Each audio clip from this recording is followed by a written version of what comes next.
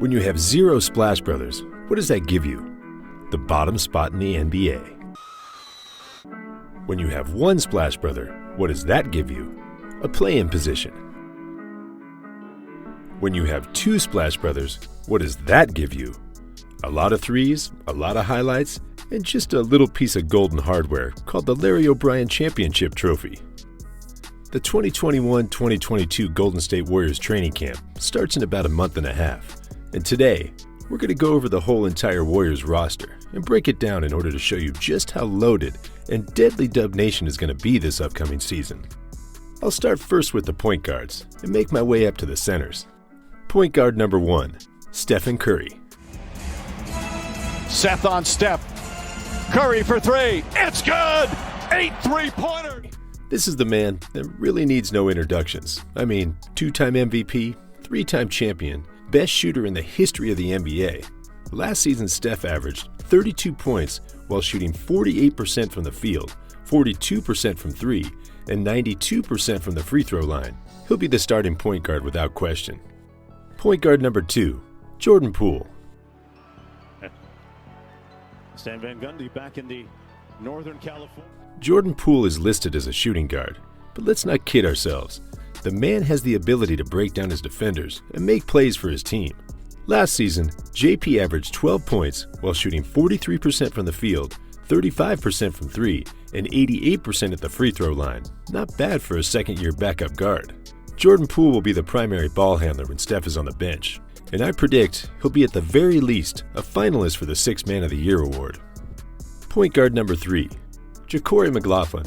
Spanking early in this first half if you have all your ammo.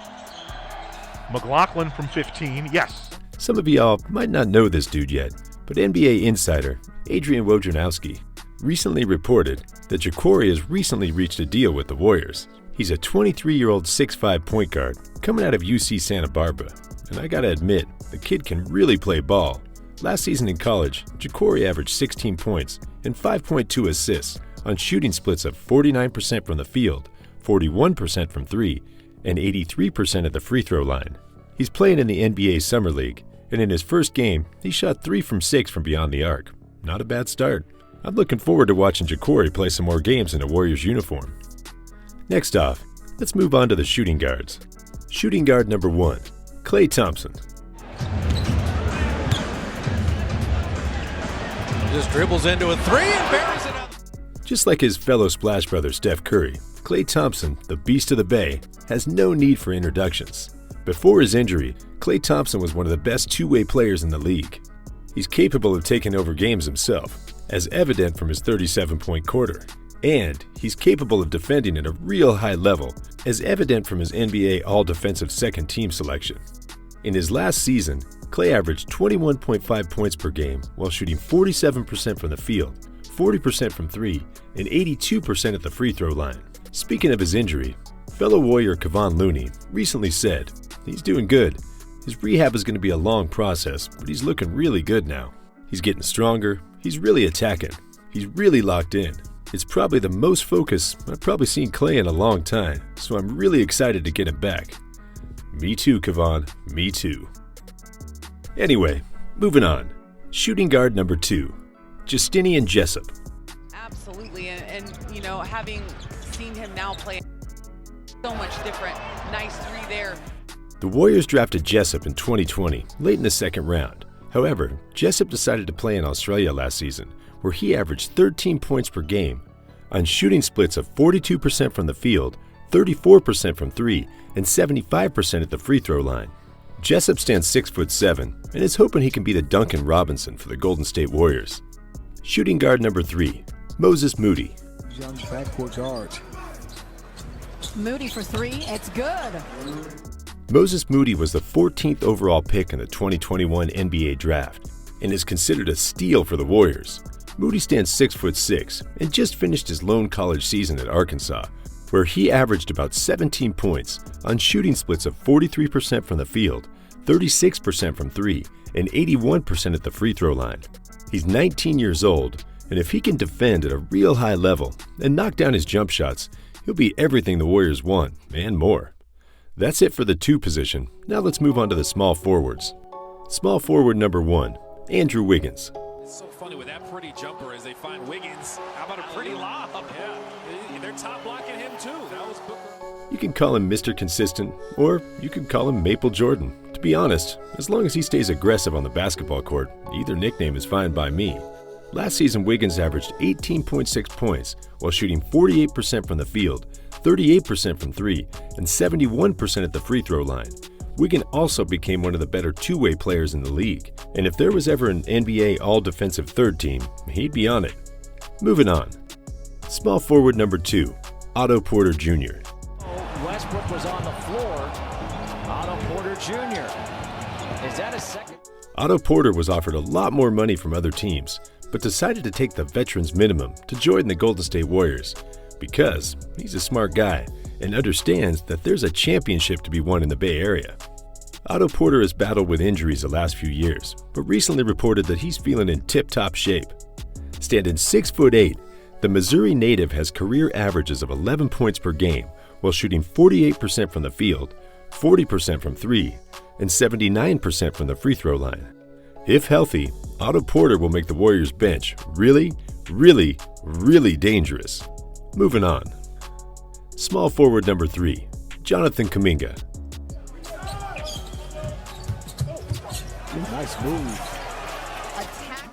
Kaminga was recently signed with the number 7 pick in the 2021 draft, and many argue that if he had gone to college, he would have been battling Cade Cunningham for that number 1 draft pick position. Standing 6'8", Kuminga is really athletic and can jump so high that his head can pretty much touch the rim.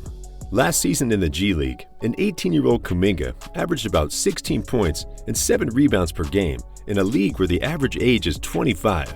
He's capable of playing lockdown defense and is a terror in transition. I look forward to seeing his growth with the Warriors.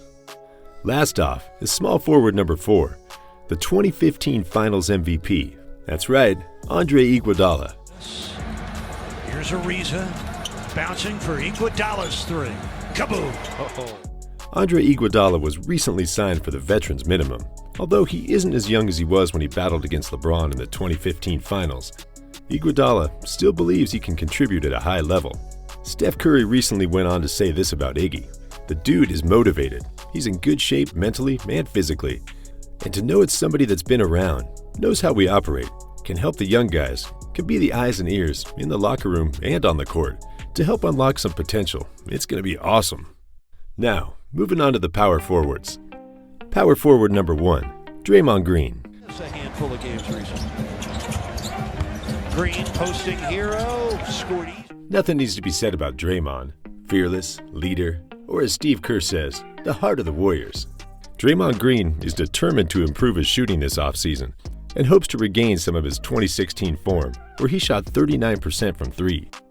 Moving on to power forward number 2, Juan Toscano Anderson. They do. In terms of how someone guards Steph physically, Juan Toscano Anderson fly. The Oakland native made big strides last season, moving from a two-way contract to a full-time NBA contract. JTA can do it all.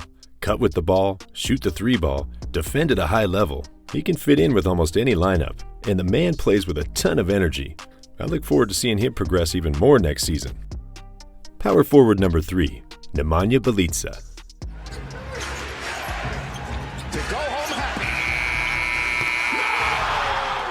Nemanja was recently acquired on a veterans minimum contract and is a big who can shoot the ball. Standing at 6'10", Nemanja once shot the 3-ball at 41.9% on over 100 attempts in a season. He can space the floor and provide some interior size for the Warriors in 2022. Now, let's move on to the centers. Center number 1, James Wiseman. Jake Layman sent away by Wiseman. And then Wiseman running the floor. Wiseman Just like everyone else, I'm looking forward to how James Wiseman improves in his second season. Most centers, including superstars like Anthony Davis, don't actually perform too well in their first year, but they usually make a big leap in year 2. With an NBA season of experience under Wiseman's belt, the question is now, can he play to his potential?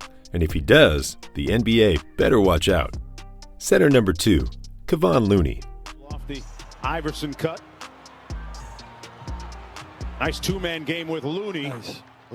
I like to call this guy Mr. Right Time, Right Place. Kevon Looney is a solid player who always makes the right play and hustles hard.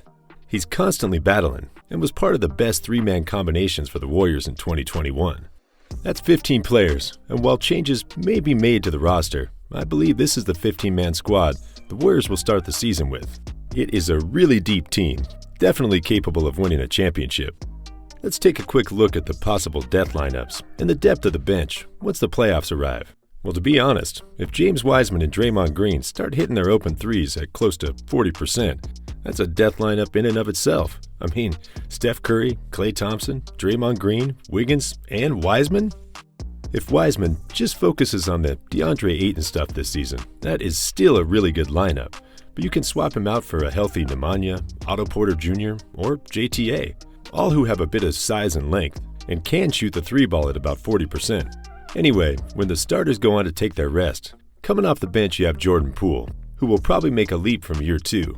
You have JTA, who will do a little bit of everything, Otto Porter Jr., who is good enough to be a starter, and Nemanja Bjelica. Don't forget about Andre Iguodala either, who can also come in from time to time and play some good defense. I haven't even gotten to the young guns like Kuminga, Moody, Jacquari, or Jessup, who could be huge X factors, depending on their development.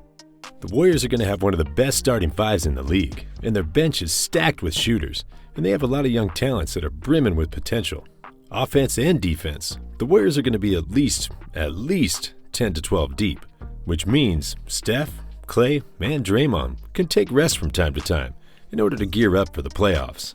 Everyone else these days is just talking about the Brooklyn Nets and the Los Angeles Lakers, but they best be careful. There is a storm brewing in the Bay. Oh, by the way, speaking of a storm, Jonathan Kaminga is gonna be dangerous, and the NBA should have never let the Warriors draft him. I am serious. Don't believe me? Watch this video then, where I go over exactly how dangerous this number 7 pick is, and how lopsided it's gonna be when he reaches a bit of his potential. It's crazy, guys, and the Warriors as a whole could quite possibly be even better than when KD was on the squad.